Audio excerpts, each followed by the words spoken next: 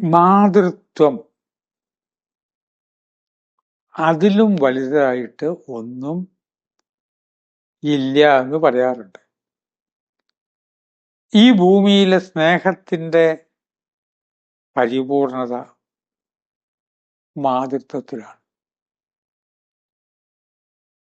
എന്താണ് മാ കൂട്ടണം തൃത്വം? തൃത്വം എന്ന് പറഞ്ഞാൽ ഒരൊറ്റ മീനിങ് ഉള്ളൂ. സത്വഗുണം, രജോ ഗുണം, തമോ ഗുണം. 3 ഗുണങ്ങളാണ് പ്രകൃതിയിൽ നിൽക്കുന്നത്. ആയുർവേദത്തിൽ ഇതെല്ലാം കൂടി ചേർന്നിട്ട് വാദം, പിത്തം, കഫം പഞ്ചഭൂതങ്ങളിലേക്ക് മാറ്റി.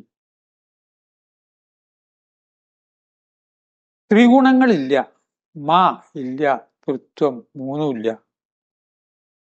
അതിന്റെ അർത്ഥം തന്റെ കുട്ടി സത്വഗുണമാണെങ്കിലും രജോ ഗുണമാണെങ്കിലും തമോ ഗുണമാണെങ്കിലും മക്കളെ വളർത്തും.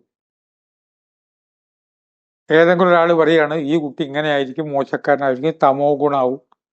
എന്താ ചെയ്യ? അമ്മയ്ക്ക് കുട്ടി ജനിച്ചു പോയല്ലോ, അതൊരു പ്രശ്നമല്ല. തമോ ഗുണക്കാരായുള്ള കുട്ടികൾ വളരണം. അച്ഛനമ്മമാരെ കരയിപ്പിക്കുന്ന മക്കൾ ഉണ്ടാകുന്നു. പക്ഷെ നമ്മളുടെ പൗരാണികര് ഏറ്റവും വലുത് അമ്മയാണെന്നും എന്തെങ്കിലും കാരണവശാൽ അമ്മയുടെ മനസ്സിനെ വേദനിപ്പിച്ചവർക്ക്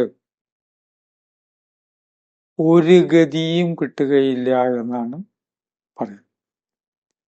അമ്മയുടെ മനസ്സിനെ ഒരു കാരണവശാലും വേദനിപ്പിക്കാൻ പാടില്ല മക്കൾ.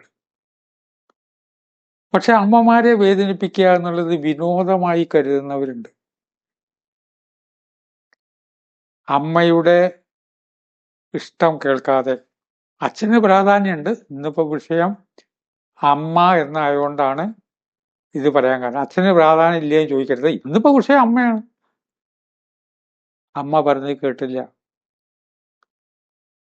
മോളെ ഇത് പാടില്ല എന്ന് പലവട്ടം പറഞ്ഞു, കേട്ടില്ല. ഇഷ്ടമില്ലാത്ത ആളെ, അമ്മയ്ക്ക് ഇഷ്ടമില്ലാത്ത ആളെ കല്യാണം കഴിച്ചു. ഇതൊക്കെ നാട്ടിൽ നടക്കുന്ന കാര്യങ്ങളാണ്.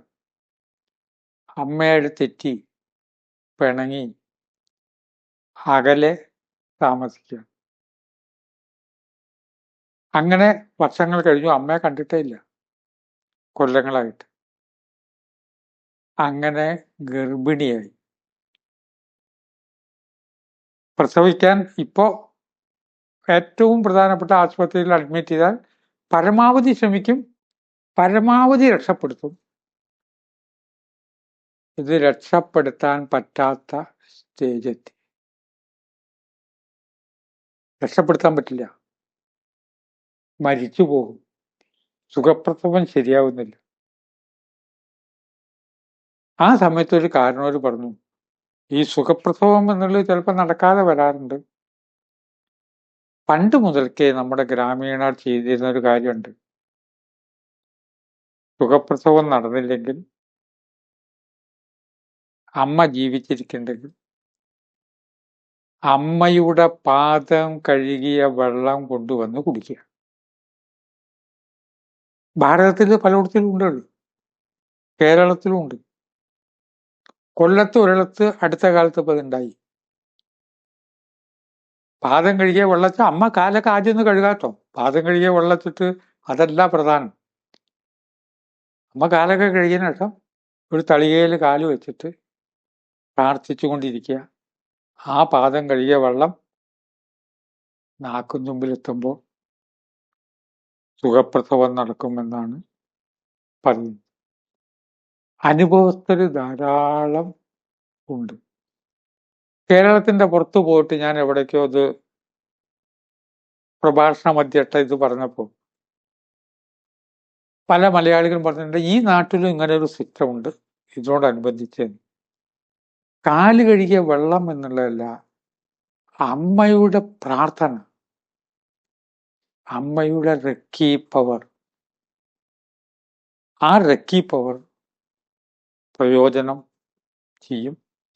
ഇത് എല്ലാവർക്കും ഗുണമാണ്.